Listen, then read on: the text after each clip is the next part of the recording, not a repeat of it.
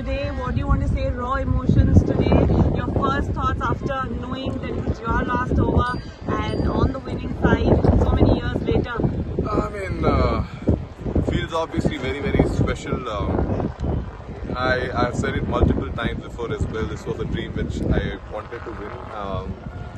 Someone from where I come from in my life, how life has been. You know, this is something which was always a dream, and it's the feeling which I can't describe because it has finally happened, and more so over when I know that everything came down to me at the end.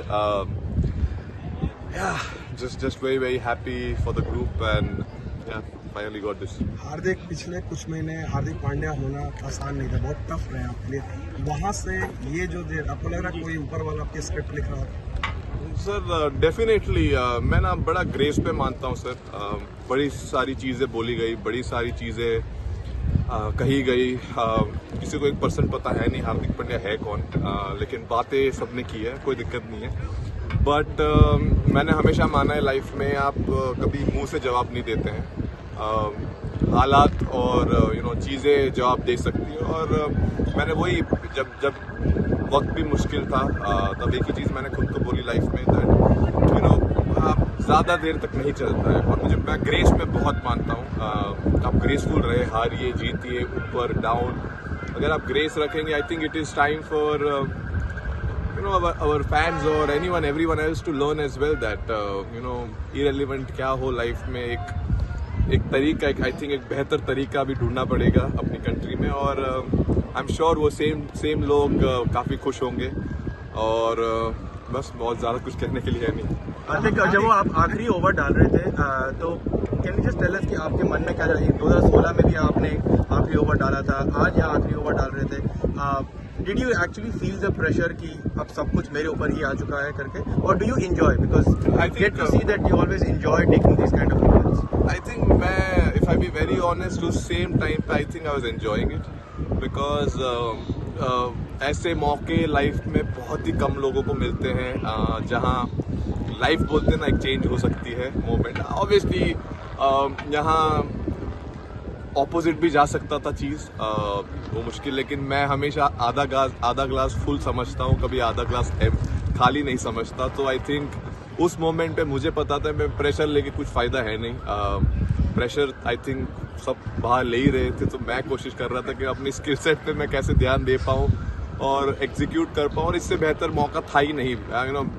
पूरे जो मतलब पूरा चीज़ जो होना चाहिए I think eventually came down, it was written मेरे life में। I think ये मोमेंट लिखा हुआ था, और बोलते मैंने पहले ही बोला था लक हमेशा जो मेहनत करते हैं उनके ऊपर आता है। सो कोशिश की थी मेहनत करते रहूं, सर नीचे रखूं और हंसते रहूं, और आज एक और काफ़ी लंबी हंसी रहेगी काफ़ी टाइम तक। सो बहुत खुश हूँ उसके। रोहित, हार्दिक एक बात बताइए, ये जो पूरा टूर्नामेंट है इसमें आपने पहले लेग में तो बहुत ही शानदार बॉलिंग भी की, इसमें तो आपके यहाँ पे आके आपने बैटिंग भी शानदार की, तो पूरे टूर्नामेंट को अगर आपके पर्सपेक्टिव से देख रहे हैं तो कैसे आप इसको बोलेंगे?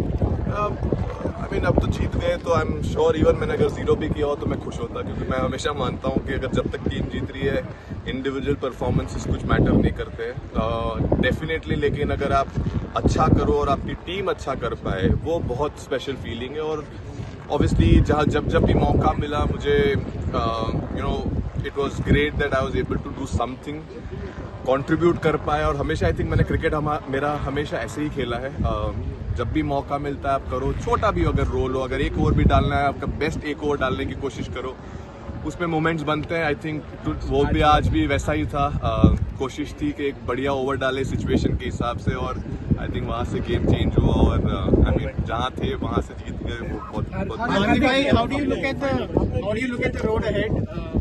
दो लेजेंड्स ने आज रिटायर किया है T20 से, you are expected to lead the side, कैसे देखते हैं 2026?